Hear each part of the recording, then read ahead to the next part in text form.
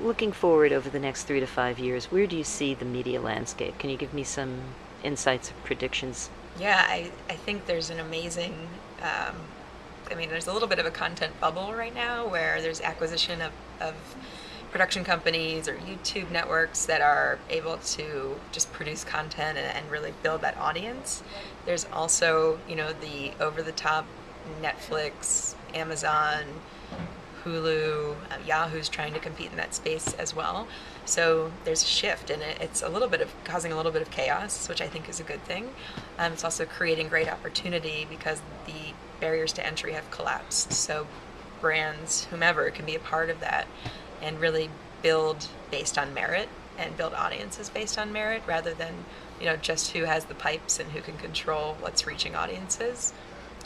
It's interesting to see MSOs start to charge the Netflix and probably Amazons of the world for that access to those pipes and charge them for the bandwidth. So people are making moves, and it's a bit fragmented. I love to look at Red Bull, being the penultimate brand, just heads and shoulders above the rest. Hasbro is there as well. They're creating bespoke brand production companies, and they're beginning to then sell that content to outdoor TV. I think has had a couple years in with Red Bull now.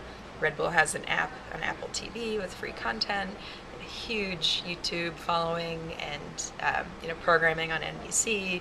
It's just unbelievable what brands can accomplish if that's what they want to do. If they don't want to get into the entertainment and production space, that may not be their end game. But as we look to brands starting to own or carve out different personalities in the world, we have IBM's Smarter Planet, we have Dove True Beauty.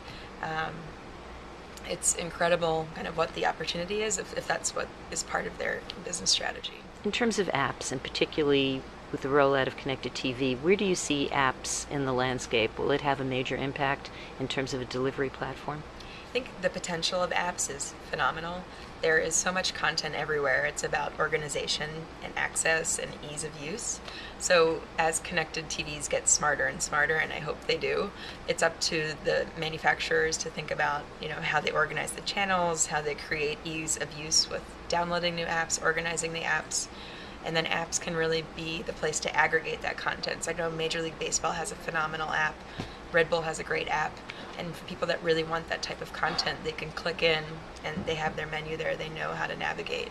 And it's about really training the end user about what's going to create that most, the highest ease of use and the most rewarding experience, and not having to kind of click through on your remote control to type in search terms for YouTube.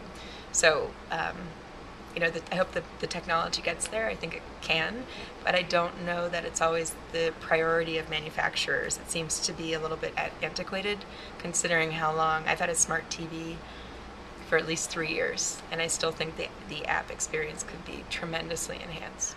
Tell me about Beam, your white paper. Sure. So we have been in the branded entertainment game for about 8 years, which is a pretty long time considering the recent influx of focus towards content and branded content. So we've had a strategic relationship with MIP TV, which is the annual international festival in Europe. And we thought it would be a great platform to launch a white paper around strategic use and measurement of branded entertainment and how it should be used and can be used and should be measured. So we wrote Ogilvy's white paper. It's Making Magic Using Logic, and it's the branded entertainment assessment model, and it's meant to help align ideas heading into a project of what it should achieve, where it should be distributed, and how it should be measured, so that it's not an afterthought, and to really help prove out the success of these programs. What are the takeaways of the paper? I think the goal of the paper was to simplify taking on branded entertainment programs. So there's a couple of there's only 4 steps, which is great. It sounds easy. But it's really meant to provoke conversation when teams undertake branded entertainment programs. So it's, it should always be driven by a big idea, but then it should be simplified into where does this live, and not only where, but then how does it travel? So is it an event-driven program? Is it a digitally driven program? Is it broadcast-driven? The other big piece of it is, budgets are not infinite, so it's about figuring out where the best use of dollars is. Sometimes because Brand Entertainment is an experimental place, you have to be very conservative with spend. So it's not about going out and making that big media buy, but maybe spending more money on production and research so that it is really driven by consumer insights and then can lead to more shareable, longer living content.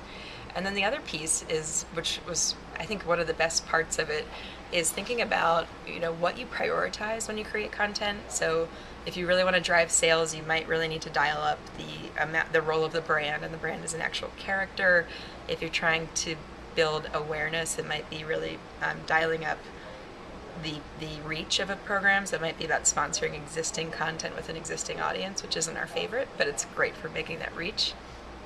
And then the third piece is dialing up the entertainment value, which is always fun.